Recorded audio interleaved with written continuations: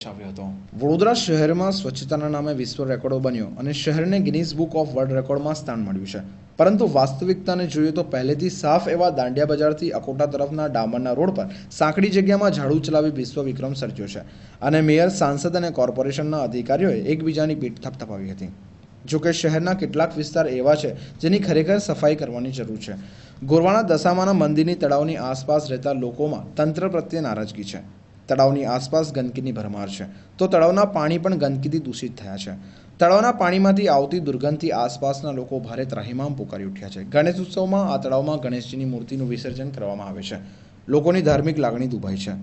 તળાવની આસપાસના વિસ્તારમાં લોકો ખુલ્લેઆમ શૌચક્રિયા કરે છે, જેના કારણે ગંદકીનું પ્રમાણ વધ્યું છે।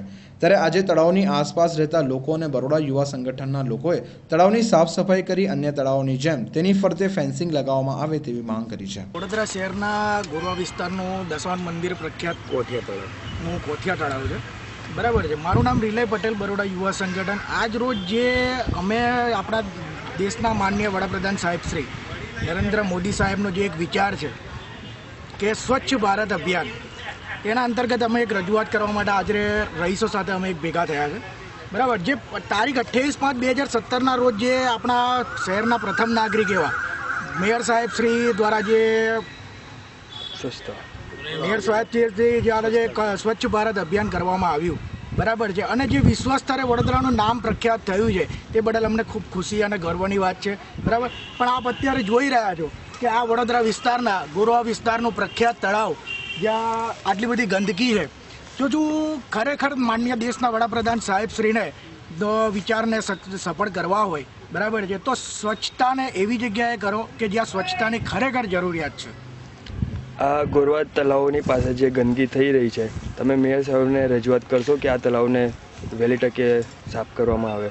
અત્યારે આપણે અહીંયા આગળ જે રહીશો સાથે ભેગા થયા છે, અહીંયા તમે જોઈ શકો છો ગંદકી છે। અત્યારે અમને મેયર સાહેબ શ્રીને સોશિયલ મીડિયા દ્વારા અને આપશ્રી દ્વારા અમે રજૂઆત કરીએ છીએ, પ્લસ અત્યારે જે વોર્ડ ઓફિસર છે આપણા વોર્ડ ઓફિસરના આવેદનપત્ર પણ આપવાના છે કે તાત્કાલિક ધોરણે જ્યારે આવનારા દિવસોમાં જ્યારે વરસાદના એંધાણ થઈ રહ્યા છે તો આ ગંદકી ફેલાય નહીં અને આજુબાજુના જે રહીશો, આજુબાજુમાં ઓછામાં ઓછા 500 થી 700 મકાનો આવેલા છે, 500 થી 700 મકાનોમાં નાના બાળકો છે, એ લોકોમાં જે રોગચાળો ફાટી નીકળવાનો જે ભય છે, બરાબર, એ ભય દૂર થાય અને તાત્કાલિક ધોરણે નરેન્દ્ર મોદી સાહેબના વિચાર અંતર્ગત આ તળાવને સાફ સફાઈ કરીને ચારે બાજુ ફેન્સિંગ કરવામાં આવે, જેથી કરીને કે સ્વચ્છતા કરેલી જળવાઈ રહે। સ્વચ્છતા વિશે અમારું ખાલી એટલું જ કહેવું છે કે અમે એક સ્થાનિક નાગરિક તરીકે અમે એક રજૂઆત કરી શકીએ છીએ, બરાબર છે। જે અત્યારે અકોટા બ્રિજ પાસે જે સ્વચ્છતા અભિયાન કરવામાં આવ્યું છે, બરાબર છે, એ એકદમ સારી વસ્તુ છે કે ઓછામાં ઓછા 5000થી વધારે પબ્લિક ત્યાં આગળ ભેગી થઈ, પણ શું ખાલી ફોટો સેશન કરવા માટે? એના કરતાં અમારું એક કહેવું એવું છે કે વડોદરામાં ઘણા એવા તળાવો આવેલા છે કે જ્યાં ખરેખર સ્વચ્છતાની જરૂરિયાત છે। તો મેયર સાહેબને અને મ્યુનિસિપલ કાઉન્સિલરના અહીંયા અત્રે વિસ્તારના મ્યુનિસિપલ કાઉન્સિલર અને મ્યુનિસિપલ કમિશનર વડોદરા મહાનગર સેવા સદનને અમારી નમ્ર રજૂઆત છે કે તાત્કાલિક ધોરણે અમારી વાચાના રજૂઆતને માનીને તમારે તાત્કાલિક ધોરણે આ વસ્તુની સાફ સફાઈ કરવામાં આવે। આ કોઠિયા તળાવ ઘણા સમયથી માતાજીના ધામ પાસે આવેલું છે અને એને પૂરેપૂરી કાળજી અને કેળવણી તરીકે અમે સ્વીકાર કરીએ છીએ અને આ તળાવને લોકેશન કરવા વિનંતી। આ તળાવ ઘણા સમયથી આ પરિસ્થિતિની અમે સામનો કરી રહ્યા છીએ, રજૂઆત કરવા છતાં પણ સાંભળવામાં આવતું નથી।